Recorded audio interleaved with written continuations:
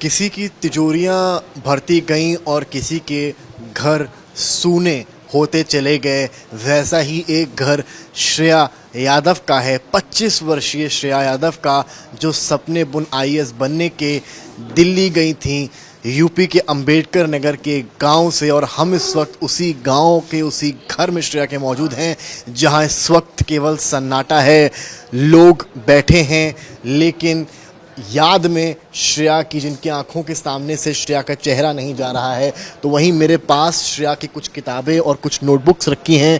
आप अगर देखें, श्रेया बेहद होनहार लड़की थी और उसकी हैंडराइटिंग आप अगर यहाँ पर देखते हैं तो आप यहाँ पर देखिए किस तरह से ये श्रेया की किताबें मैं आपको दिखा रहा हूँ। उसकी हैंडराइटिंग, ये नोट्स उसने बनाए थे क्योंकि कंपटीशन की वो तैयारी कर रही थी। ये नोट्स उसने बनाए थे और आप देख सकते हैं किस तरह से उसने पढ़ाई की और किस तरह से, ये देखिए, पूरे उसने नोट्स बनाए।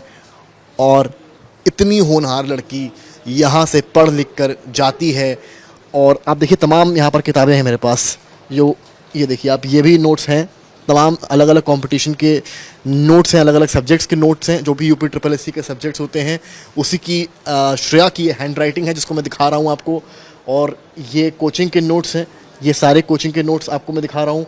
इसके अलावा तमाम किताबें यहाँ पर हैं, जो आप देखिए यहाँ पर बेसिक हॉर्टिकल्चर की किताबें हैं, food processing and safety issues की किताबें हैं। तो तमाम वो सारे यहाँ चीज़ें हैं जो बताती हैं कि कितनी पढ़ने में तेज़ श्रेया यादव थी। श्रेया अब हमारे बीच में नहीं है, कई लोग कसूरवार हैं, सिस्टम कसूरवार है। बात करने के लिए हमारे साथ उनकी माँ मौजूद है, उनसे बात करूंगा मैं सीधे। माता जी, आप श्रेया नहीं हैं, जैसा कि मैंने किताबों में देखा और नोट्स वगैरह देखे, वो पढ़ने में बहुत तेज़ थी। कितना बड़ा आपके लिए ये दर्दनाक पल है? कुछ कहेंगे आप? क्या कहेंगे आप? सर, माता तो बोल नहीं पा रही हैं, इतना दुख है श्रेया के जाने से। इतना होनहार बच्ची, फिगर में भी देखते हैं आप लोग, उसका आईएएस बनने का सपना था और हमारे परिवारजन उसको बहुत ही मुश्किल से पढ़ा लिखा रहे थे। और ऐसा बेसमेंट में जो बच्चे हमारे देश के भविष्य बैठते हैं। आप इधर आ जाइए मैम।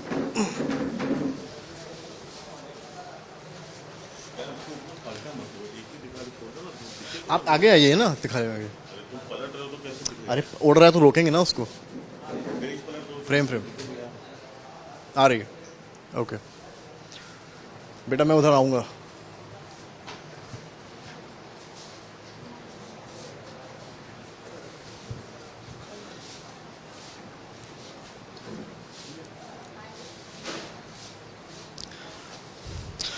एक और तिजोरियां भरती गईं तो दूसरी ओर परिवार सूने होते गए, वैसा ही एक परिवार यूपी का अंबेडकर नगर का है। श्रेया यादव होनहार स्टूडेंट यूपीएससी की। और यहाँ पर देखिए, परिवार तो है ही मेरे साथ, उनकी किताबें, उनके नोट्स तमाम आपको दिखाऊंगा मेरे साथ जो इस वक्त मौजूद हैं। ये उनकी लिखावट में बनाए गए नोट्स आप देखिए, कैमरामैन नीरज आपको दिखाएंगे। ये श्रेया यादव जो पढ़ने में बहुत अच्छी थी और यूपीएससी की तैयारी यानी कि आईएएस बनने का सपना लेकर वो दिल्ली की ओर गई थी। अप्रैल से उन्होंने कोचिंग, यानी कि मात्र 2 से ढाई महीना हुआ था जब उन्होंने कोचिंग शुरू की थी। तमाम किताबें देखिए उनकी यहाँ पर उनकी रखी हुई हैं। परिवार वाले हैं, ये देखिए उनके नोट्स तमाम मैं आपको दिखा रहा हूँ। ये तमाम नोट्स आप श्रेया यादव के देख रहे हैं। परिवार है, परिवार से भी मैं बातचीत करूंगा सीधा और समझूंगा। आप लोग परिवार से हैं, श्रेया अब नहीं है, कितना दर्दनाक पल है आप लोग? श्रेया तो ऐसी लड़की थी सर कि हम लोग उसको पूरे जीवन भर, जब तक सांस चलेगा, नहीं भूल पाएंगे। इतनी होनहार बच्ची, पढ़ने में उसका आईएएस बनने का सपना था, सारा सपना चूर हो गया उसका। तो उसके माँ बाप का तो क्या हाल है, उनके मुख से तो बात भी नहीं निकल रही है। ये तो हमारे प्रशासन की जिम्मेदारी होती है। ऐसे बेसमेंट में हमारे देश के भविष्य क्यों बैठ के कोचिंग करते हैं? अरे हमारे मंत्री जी तो बुलडोजर चला देते हैं अवैध बिल्डिंगों पर, और वो ऐसे बेसमेंट क्यों बनाते हैं कि जिसमें माँ के सारे सपने, माँ बाप के टूट के चूर चूर हो गए। आज मेरी बच्ची इस घर से कैसी छात्रा थी, वो चली गई। आप लोग तो फिगर में उसका चेहरा देख रहे हैं, हम लोग कैसे भूल सकते हैं? अब क्या बताएं सर, अब तो कुछ हाथ भी नहीं आ रहा है। मेरी लड़की बचपन से यहीं खेली होगी, आपके सामने बड़ी हुई होगी। बचपन से गई, मेरे साथ वो पढ़ी थी मेरे विद्यालय में, इंटर की थी। हमने उसको हाथ पकड़ पकड़ के इतना बढ़िया पढ़ाया लिखाया, इतनी उसकी अच्छी आदत, अच्छी है फैसिलिटी सब उसको दिया। और आपकी आंखों में आंसू भी हैं। हमारे जो है वो कह रही थी हम ऐसी छोटी नौकरी नहीं करेंगे, हम आईएएस अधिकारी बनेंगे। आज हमारी बच्ची कहाँ गई, आईएएस अधिकारी नहीं बनी। इसके तो जिम्मेदार कौन है? प्रशासन है। मैं तो यही कहती हूँ कि प्रशासन जिम्मेदार है। इसकी कार्रवाई किस तरह की चाहती हैं? हम तो कार्रवाई ऐसी ही चाहते हैं कि फिर ऐसे माँ बाप के साथ कोई घटना ना घटे। या मान लो मेरे साथ तो जो हो गया, लेकिन और भी जो देश की भविष्य कोचिंग करते हैं, ऐसे बेसमेंट बच्चों के लिए नहीं बनाए जाएं। ऐसे हमारे प्रशासन की तरफ से हमारा न्याय चाहिए। हम आखिरी बार आप लोग की कब बातचीत हुई थी? उसके एक दिन पहले। देखिए उनकी माँ हैं और वो बोल भी नहीं पा रही हैं। उसके एक दिन पहले बात हुई थी, शाम को 9 बजे। क्या बोली थी वो आपसे? क्या बोली थी? हाल चाल पूछ रही है। माँ मुझे बहुत मोह लग रही है, बहुत मोह लग रही है, सबको बहुत याद आ रही है। वो याद आ रही थी आखिरी कॉल में आप लोग की? हाँ, और क्या बोली थी आप लोगों से? सबको हाल चाल पूछ रही थी। यही मुझे पढ़ाई करना है, मुझे अच्छा से अच्छा मेरा सपना पूरा करके आना है। जब आपको पता चला कि अब आपकी बेटी नहीं है, हमको पता चला, अब हम तो क्या हाथ मीच के रह गए थे रो रो के। आप माँ हैं, किसको जिम्मेदार मानती हैं? ये बोल नहीं पा रही हैं, हालत ये। और परिवार वालों से मैं बात करने की कोशिश करूंगा। यहाँ पर देखिए इनकी चाची भी मौजूद हैं। आप वहीं रहती हैं, आपकी बातचीत कब हुई थी आखिरी बार और क्या बातचीत? हम गाज़ियाबाद में रहते हैं और उससे हमारी बात हुई थी 26 को हुई थी बात। तो ऐसे नॉर्मल बात हुई थी, तो वो सही थी, शी वॉज डूइंग वेल। बस इतनी ही बात हुई थी हमारे उससे। आपसे उसकी अंडरस्टैंडिंग किस तरह की थी? मेरी अंडरस्टैंडिंग उससे, वो मुझसे काफ़ी मेरे मतलब मुझसे काफ़ी इंस्पायर रहती थी, क्योंकि मैं जॉब करती हूँ। तो उसको ये था कि मैं भी एक अपना सेल्फ स्टैंड रहना चाहती थी, वो अपने पैरों पे खड़ी रहना चाहती थी। और बीइंग एक अच्छी वुमेन, मतलब जिससे कि जो किसी पर डिपेंडेंट ना हो, हर चीज़ का फैसला खुद ही ले सके, इस तरह की लाइफ वो चाहती थी अपने लिए। तो इसीलिए ही उसने आईएएस कोचिंग के लिए प्रोसीड किया, क्योंकि वो एक आईएएस बनना चाहती थी।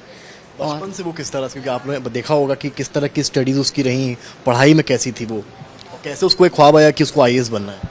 वो बचपन से ही काफ़ी होनहार स्टूडेंट थी। उसके साथ बहुत अच्छी बात ये थी कि वो हमेशा लगी रहती थी और वो बहुत ज़्यादा टाइम देती थी, डिवोट रहती थी पढ़ने में। जब हमारे यहाँ भी वो आती थी तो वो ऐसा नहीं कि नीचे जाके इधर उधर घूम रही है, वो अपनी पढ़ाई में लगी रहती थी पूरे टाइम।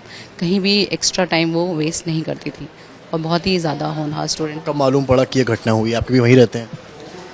एक्चुअली हमें किसी ने बताया नहीं है, हमारा ये हम न्यूज़ के थ्रू हमें पता चला कि राव कोचिंग में इस तरह से बेसमेंट में पानी भर गया है। तो हमें ये पता था कि वो मोस्टली लाइब्रेरीज़ में जाती थी कोचिंग सेंटर के बाद।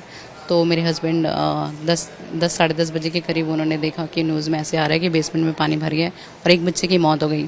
तो उन्होंने पता करने की कोशिश की, फिर उन्होंने गाड़ी उठाई और गाड़ी उठा के वो खुद ही चले गए उसके वेयर अबाउट्स को पता करने के लिए। वो गए पहले जहाँ वो रहती है, 12 बजे की बात है ये, जहाँ पे वो रहती थी पीजी में, वहाँ ताला लगा हुआ था और वो नहीं थी। तो मेरे हस्बैंड को पूरा शक हो गया कि शायद नहीं है वो। क्या इतना रिस्की है वहाँ बच्चों के लिए जो पढ़ते हैं जाकर? एक्चुअली आप लोग भी देख रहे हैं, पूरी मीडिया देख रही है कि वहाँ के हालात क्या हैं। 3 दिन लगातार वहाँ पे पानी जल भरा हुआ है। तो जल भरा हो रहा है, इसका मतलब नाले में ब्लॉकेज है और ये इंसिडेंस कभी भी हो सकता है। जब बेसमेंट में आप अलाउड नहीं हो बड़ा कुछ भी इस तरह का काम करने के लिए, तो ये प्रशासन की जिम्मेदारी है कि वो इसको देखे। तो ये माता जी, आप मुझे बताइए कि आप किसे कसूरवार मानती हैं? मुझे समझ रहा हूँ कि आप नहीं बोल सकती हैं, लेकिन आप अगर नहीं बोलेंगी तो इस तरह की घटनाएं दोबारा होंगी। आप क्या चाहती हैं कि किसको कार्रवाई होनी चाहिए? सरकार का कार्रवाई होनी चाहिए आप चाहते हैं? हाँ सर, कार्रवाई होनी चाहिए, नहीं तो फिर ऐसे दूसरे पेरेंट्स के साथ होगा तो बताइए उन पर क्या बीतेगी। आज मेरी बच्ची, इस घर की एक बच्ची थी, बताइए वो इस दुनिया से चली गई, मेरे इस घर का क्या हाल होगा और उनके माँ बाप का क्या हाल होगा बताइए। जब तक सांस चलेगी तब तक वो बच्ची भूलने लायक नहीं है। ऐसी होनहार श्रेया यादव थी मेरे, उसके घर का नाम प्यार से प्रीति रखा था। आज प्रीति ऐसा चली गई दुनिया से। आईएएस अधिकारी भी बनने का सपना ख़त्म करके और बनी भी नहीं। बताइए अब हम लोग क्या करें उसके। तो आप बस यही समझिए कि श्रेया नाम था, प्रीति बुलाते थे, आईएएस बनना चाहती थी। आज अब घर में देखेंगे तो केवल लोग आए हैं, ग्रामीण हैं, आसपास के हैं, रिश्तेदार हैं, वो आए हैं और चर्चा कर रहे हैं आखिर कि ये क्यों हुआ और ये शायद नहीं होना चाहिए था। जो परिवार है, आप अंदाज़ा इस बात से लगाइए, परिवार जो है वो दुकान चलाते हैं, इनके जो पिता थे और कहीं ना कहीं मिडिल क्लास फैमिली से आते हैं। 1.5 लाख लगभग महीने की फीस जाती थी। तो कहानी ये है कि केवल मोटी कमाई करना और बच्चों को सुविधाएं ना देना, क्या कोचिंग सेंटर्स, केवल दिल्ली की बात नहीं है, शायद पूरे भारतवर्ष में इस तरह के तमाम कोचिंग सेंटर्स हैं। शायद अगर कार्रवाई शुरू भी दिल्ली में हुई है तो केवल दिल्ली तक नहीं, पूरे भारत में होनी चाहिए। सहयोगी के पांडे और कैमरामैन नीरज कुमार के साथ समर्थ श्रीवास्तव, आज तक।